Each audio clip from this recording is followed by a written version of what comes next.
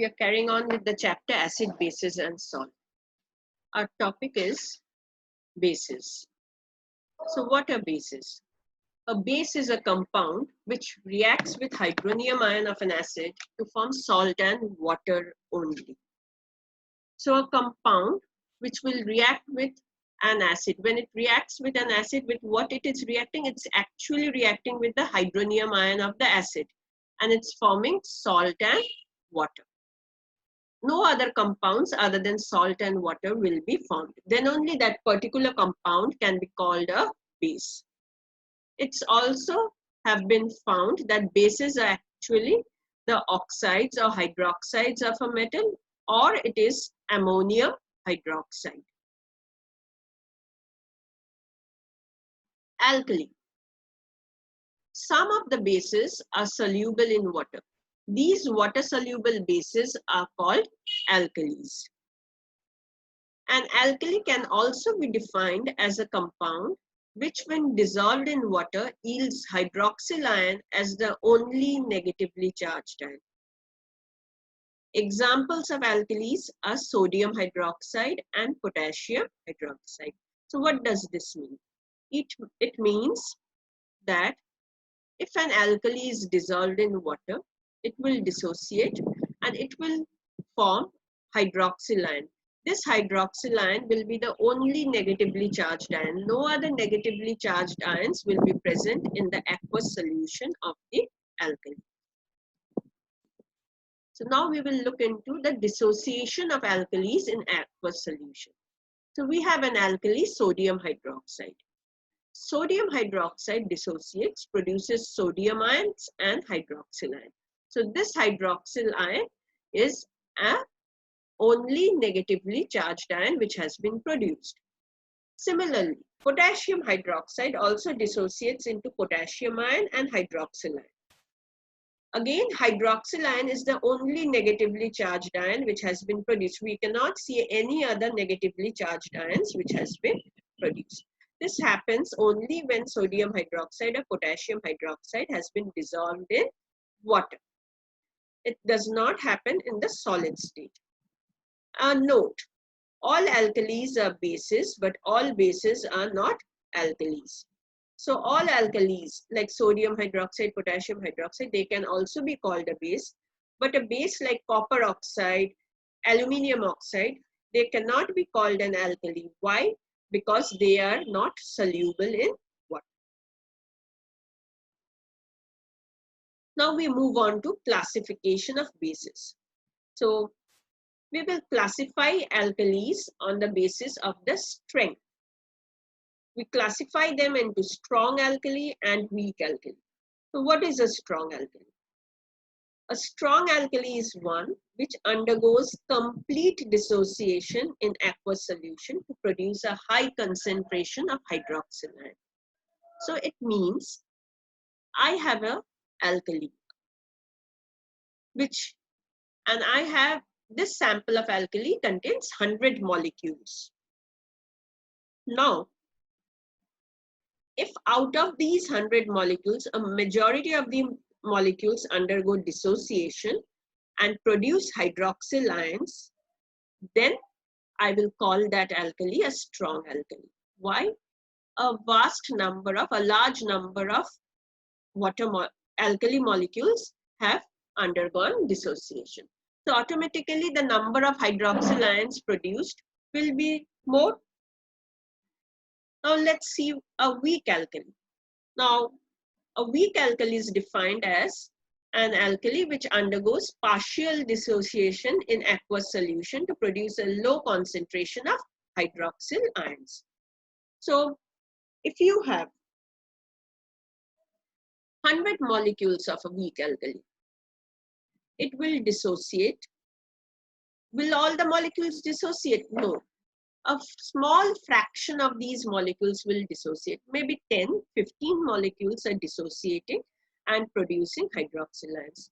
So automatically the concentration of hydroxyl ions will be low and this alkali will be called a weak alkali. So what we can see in a strong alkali, almost all the molecules undergo dissociation. a large number of hydroxyl ions exist, and so it comprises only of ions. While a weak alkali undergoes partial dissociation, a small amount of hydroxyl ions are present. So in the solution, you will get both molecules of the weak alkali and the ions.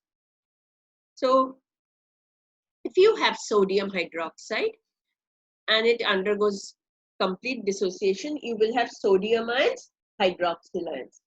Okay.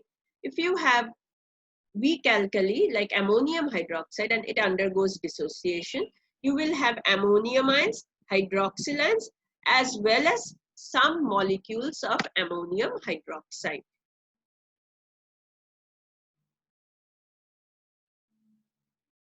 Now we will classify the bases on the basis of acidity.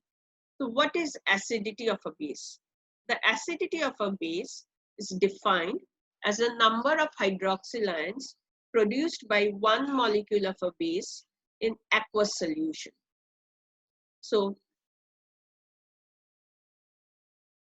if one molecule of a base produces one hydroxyl ion, that number of hydroxyl ions will be called its acidity.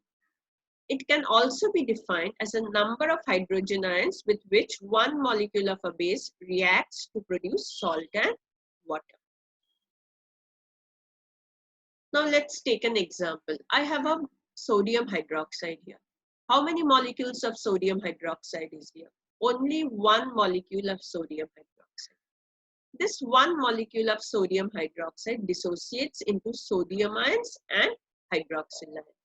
So one molecule of sodium hydroxide has produced how many hydroxyl ions? Only one hydroxyl ion. So its acidity is 1.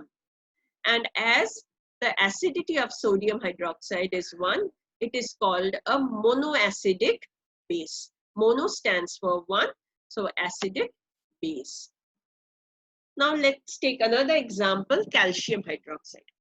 Calcium hydroxide dissociates into calcium ions and hydroxyl ions. Now how many molecules of calcium hydroxide are here? Only one molecule. How many ions have been produced? 2 hydroxyl ions. So one molecule of calcium hydroxide has produced 2 hydroxyl ions. So its acidity is 2 and it will be called a diacidic base.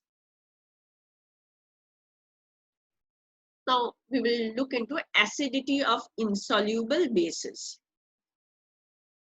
Insoluble metal hydroxides, they don't dissolve in water. That's what it means. And so they will never dissociate and produce hydroxyl ions.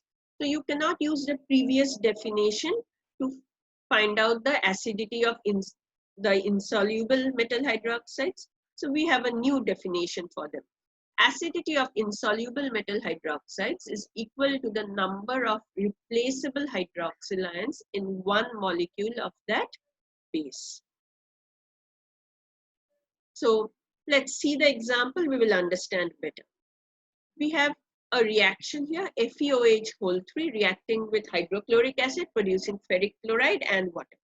So if you can see, it's a base reacting with an acid producing salt and water. This reaction is called neutralization reaction. Now ferric hydroxide. How many molecules of ferric hydroxide are here? Only one molecule. How many hydroxyl ions are present here? 3 hydroxyl ions. Now when ferric hydroxide is reacting with hydrochloric acid and producing ferric chloride, we can see that all the 3 hydroxyl ions have been replaced. With whom? The 3 hydroxyl ions have been replaced by 3 chloride ions. So how many replaceable hydroxyl ions are here? 3 replaceable hydroxyl ions. So the acidity of insoluble metal hydroxide FeOH3 is 3. We can look to it in another way. How many hydrochloric acid molecules reacted? 3. We have to make a note here. Hydrochloric acid is a monobasic acid. So one molecule of hydrochloric acid means 1 hydrogen ion. So 3 molecules means 3 hydrogen ions. So as 3 hydrogen ions are reacting, so the acidity of ferric hydroxide is 3.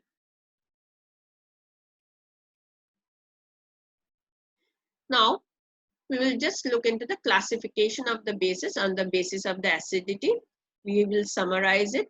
So if any base has an acidity 1, this is not basicity, there is a mistake here, this is not basicity, this is acidity. If any base has an acidity 1, then it's called monoacidic base. Example, sodium hydroxide, potassium hydroxide, ammonium hydroxide. If any base has an acidity 2, then it's called a diacidic base. Calcium hydroxide, ferrous hydroxide. Any base has an acidity 3, it's called triacidic base. Ferric hydroxide, aluminium hydroxide, other examples. So we finished with the bases here today.